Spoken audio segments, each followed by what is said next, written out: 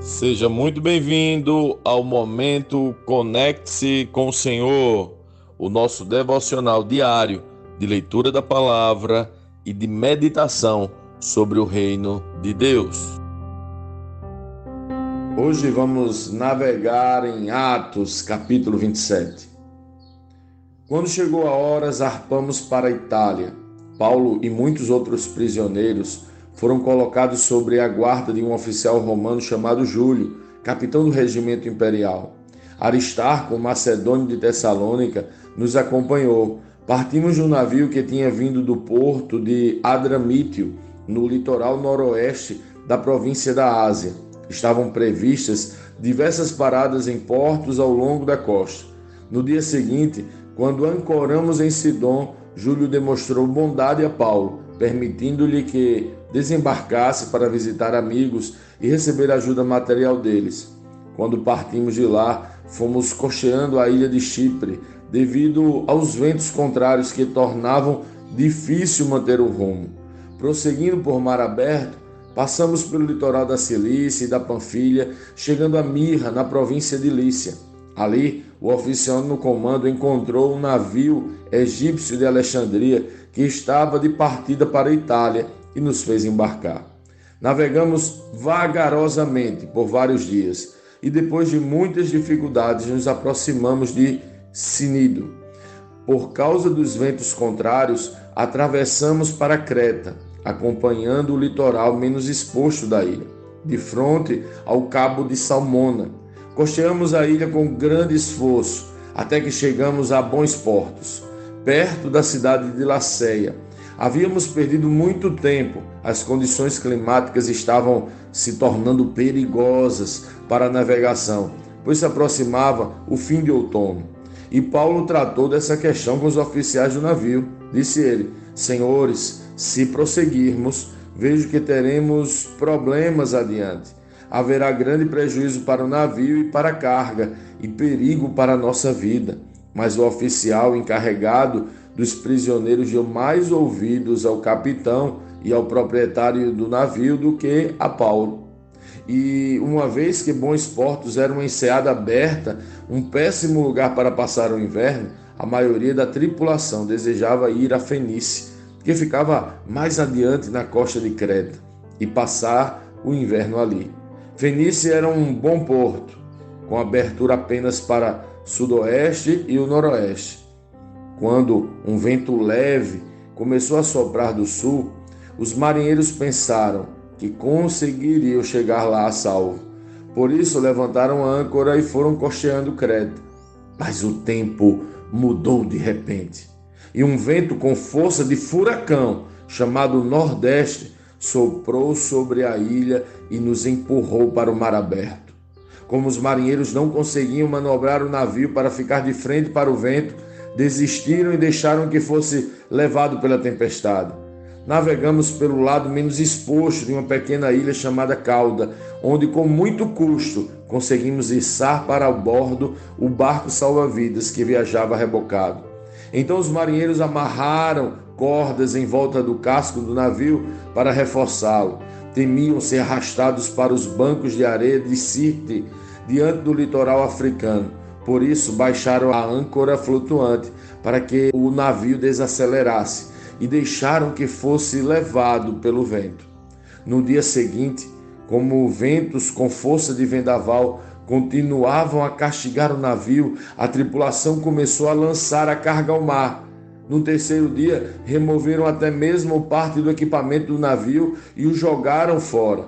A tempestade terrível prosseguiu por muitos dias, escondendo o sol e as estrelas, até que perdemos todas as esperanças.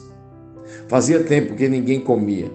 Por fim, Paulo reuniu a tripulação e disse: Os senhores deveriam ter me dado ouvidos no princípio e não ter deixado bons portos. Teriam evitado todo este prejuízo e esta perda. Mas tenham bom ânimo. O navio afundará, mas nenhum de vocês perderá a vida.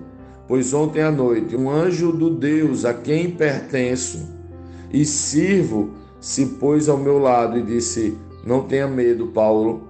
é preciso que você compareça diante de César, e Deus, em sua bondade, concedeu proteção a todos que navegam com você. Portanto, tenha um bom ânimo. Creio em Deus, tudo ocorrerá exatamente como ele disse. É necessário, porém, que sejamos impulsionados para uma ilha. Por volta da meia-noite, na 14ª noite de tempestade, enquanto éramos levados de um lado para o outro do mar Adriático, os marinheiros perceberam que estávamos perto de terra firme. Lançaram a sonda e verificaram que a água tinha 37 metros de profundidade. Um pouco depois, lançaram a sonda novamente e encontraram apenas 27 metros. Temiam que, se continuássemos assim, seríamos atirados contra as rochas na praia.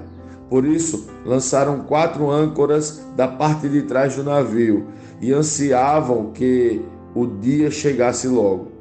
Dando a entender que iriam lançar as âncoras da parte da frente, os marinheiros baixaram o barco salva-vidas na tentativa de abandonar o navio.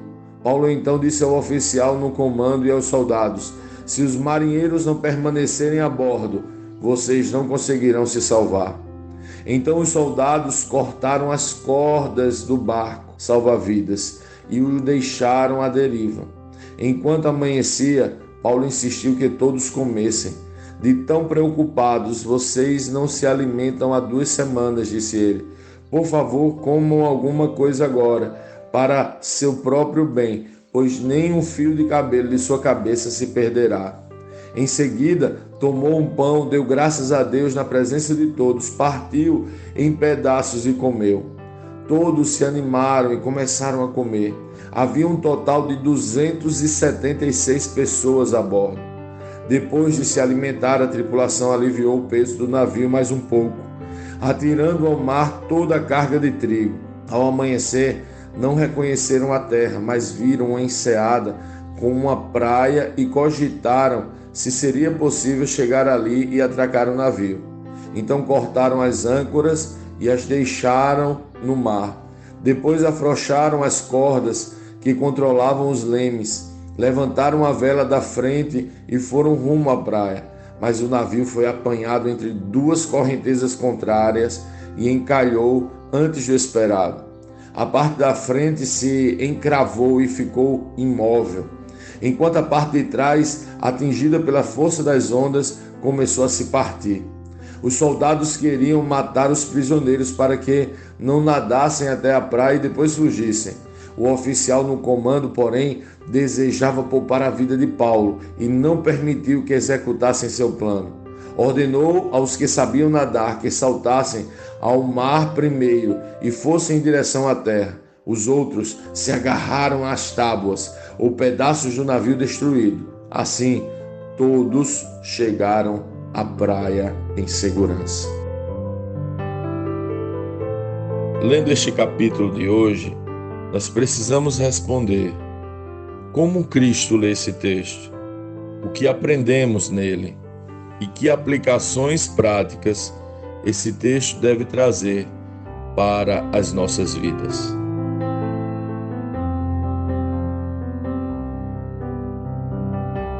O que podemos aprender nesse texto? Paulo estava indo de navio para a Itália para ser julgado. Era um prisioneiro num navio que possuía mais de 270 pessoas entre tripulação e outros presos. Uma terrível tempestade atinge o navio. O que aprendemos com Paulo aqui? Aprendemos que homens de Deus têm conselhos de vida. Paulo teve uma palavra de sabedoria e revelou, antes de partir, que se continuassem a viagem teriam grande perda. Paulo os aconselha, mas aqueles homens experientes no mar não deram ouvidos a Paulo. Afinal, o que Paulo sabia sobre mar? Os homens tolos são assim. Desprezam os conselhos de homens de Deus, se acham experientes e capazes de julgar o caminho. Os tolos acreditam demais em si mesmos e não conseguem ouvir a palavra de sabedoria que tantas vezes é derramada através de homens de Deus. Você é um tolo ou um sábio? O sábio não é quem sabe falar, mas quem sabe ouvir. Aprendemos que homens de Deus estão conectados o tempo todo, mesmo na tempestade. Eram dias difíceis, muito difíceis. Lucas diz que todos já haviam perdido toda a esperança. Dias de tempestade no mar, não foi fácil. Onde Paulo estava conectado com o Senhor e recebendo dele direção e consolo. Mesmo no meio do barulho das ondas, Paulo ouviu o anjo do Senhor. Quantas vezes em momentos difíceis nos desesperamos, ficamos ansiosos e tão aflitos que nos esquecemos das promessas, nos esquecemos do lugar secreto onde podemos ouvir Deus. Os homens tinham perdido a esperança, mas Paulo estava seguro no lugar secreto. Onde você fica quando a tempestade está forte? O que aprendemos nesse texto? Aprendemos que homens de Deus se importam com as pessoas.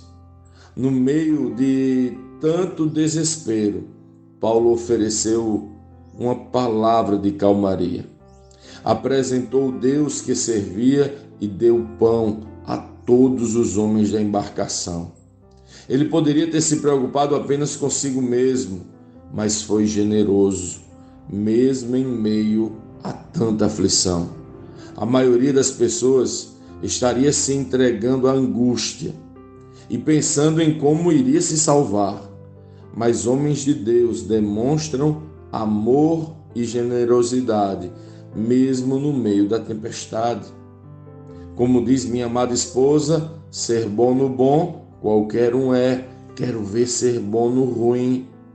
É em momentos de desespero que devemos apresentar o Cristo. Sim, no meio das bravas ondas, devemos dar graças e manifestar o amor. Você tem sido Cristo no meio da tempestade? Ou o desespero tem dominado você na hora da dor e da perda? Que o exemplo de Paulo nos inspire a amar como o Senhor nos ama, mesmo no meio da tempestade.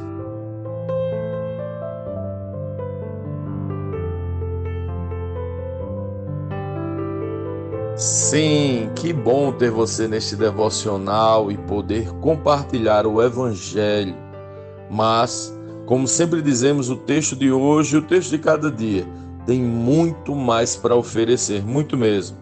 Nosso objetivo aqui é te influenciar a parar um pouco e ler o texto bíblico, pois acreditamos que 5 minutos de vida na palavra podem transformar completamente uma vida.